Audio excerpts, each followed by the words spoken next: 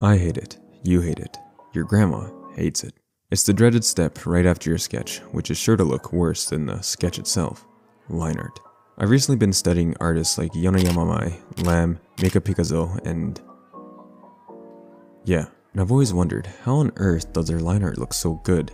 The stroke lengths, the smoothness, the variation of the line's thickness all come together to form such a nice treat for the eyes. Well, I tried replicating it to some success, but not much. I mean, it's alright, like... Over my drawing career, I've tried many different ways to draw and utilize line art. Some were successful, some weren't. But, so that you don't have to go through the pain I went through, I've compiled as many of these tips as I could into this one video. Line variation, line confidence, and general pen and tablet configurations that will make your life easier.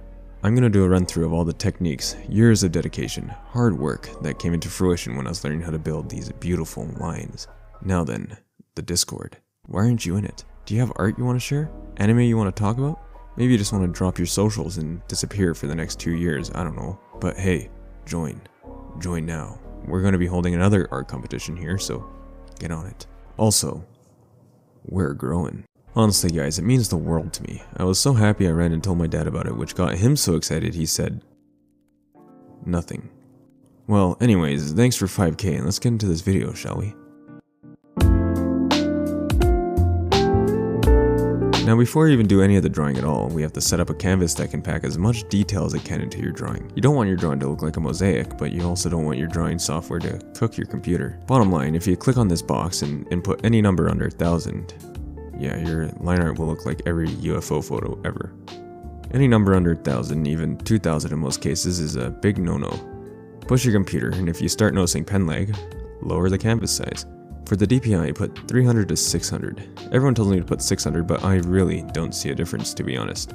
Even though it's twice the dots per inch. Maybe I'm blind, I don't know. Once you've created your canvas, find your pens. Start with even the default brush and navigate your way to the pen settings. There's a lot of options here, but don't get overwhelmed because we're really only adjusting one setting, size. When you get here, you'll see an adjustable graph, where you can change the thickness of your line as you draw the line. The y-axis changes the thickness of the line, the top being the max thickness of your brush. The x-axis is the point where you're at on your line, start of the line, middle of the line, and end of your line. So if you make your line perfectly horizontal, it will only maintain one thickness. So let's add a curve on it like so. I tend to bring the start of the line about a quarter ways up the y-axis so you don't have spots where the line disappears. Another configuration I like for sketching is this setup here. The brush will stay flat for the duration of your stroke until the end, where it leaves a little blob. If this brush looks a little familiar, that's because I copied it from the Jujutsu Kaisen author's inking style in his manga. Very fun to sketch with, you feel very professional. Also, you can change the opacity of your brush to make the edges more soft, but I tend to use a hard brush myself. Whatever you want, just experiment with these until you find what you like. Now, what do I mean by make your sketch believable? Before you add any line art, you obviously need a good sketch, right? But one thing I had to learn was that in order to make your line art look good, you first have to understand how what you're drawing actually looks like in the real world, and how to translate that properly into your piece. I know it sounds a little self-explanatory, but this is very important when making good line art. I don't think I'm making much sense, but okay, example, clothes.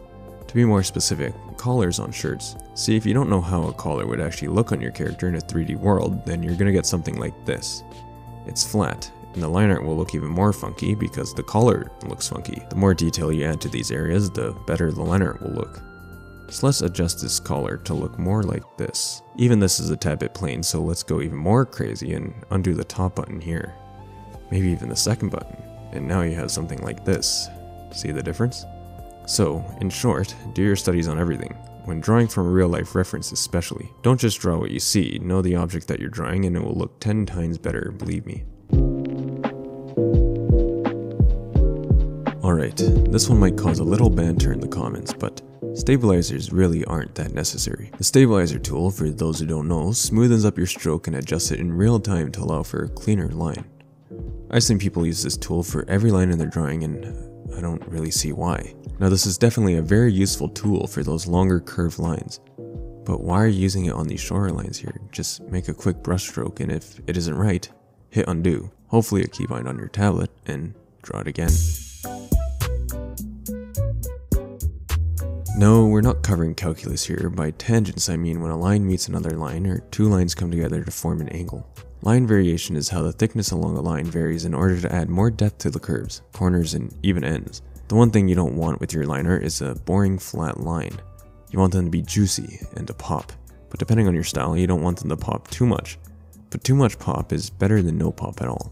To do this, all you need to do is add more pressure to your pen as your line curves or whatever it's doing, and then to loosen the pressure at the end. You'll go from something like this to something like this. Much more tasty. To help with this, I usually draw with a larger pen size, so if I need a really dark section on the line, I have lots of room to play. Another tip is not to draw so hard. Stop carving out your drawing tablet, it isn't a cutting board. When you draw with a lot of pressure, your hands get shifty and drawing the longer line smoother will become a challenge. When your line is coming into contact with another line, what can you do to add some more character to it? Add some thickness. Now, don't feel like you have to do this with every line. In fact, when you do, it just begins to look repetitive. A great example is my old art from over a year ago. I mean, that's a lot for the eyes to handle. For an example of good line variation, we have to investigate this piece by... if you follow this line on the face, you can see thickness. Very thin, almost disappearing, and then as the line forms the chin, there's an added amount of depth. The longer you draw, the better you'll become at finding optimal spots to add thickness to your lines. A general rule is on angles, on curves, and tangents. Just don't draw a flat line, please. Why do you guys sketch with such a thick brush? Because here's the issue with that. Let's say you finish your sketch, boom, looking beautiful. Now you move on to the line art stage, spend over an hour on that, click off your sketch layer and yikes. Why did this happen? Well, let's look at this in its extremes. Let's say you draw a face with an enormous brush size. Now you're ready for your line art. You add a new layer, lower the opacity of your sketch, and where do you begin? When you have such thick lines in the sketch, you really don't know where to put your line. Should it follow through the center here? How about following the edge here? What about this edge? Then when you look at your line art, you'll think, this doesn't look anything close to my sketch. My sketch was so good. Of course your sketch looks better because as you're drawing the line art, your brain was telling you, yes, this looks like the perfect path for a line, go here. But the reason it looks so bad when you take a look at your line art is because your brain was wrong. It tricked you. It made an image in your head of what the line art was gonna look like versus the reality. To fix this, there.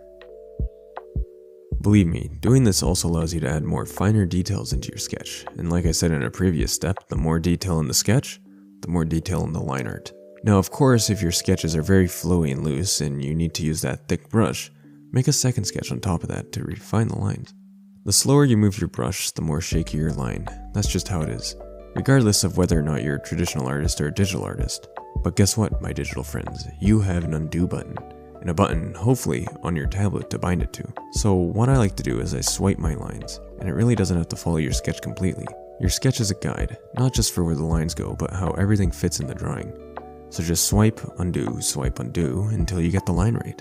Then, go ahead and add finishing touches to the more important lines. Look at that, nice crisp line art. Of course, for more finishing touches, you can add a clipping layer to the line art layer, and you can add some nice soft colors for the lines against the light. And now maybe you have some lines that you can be satisfied looking at.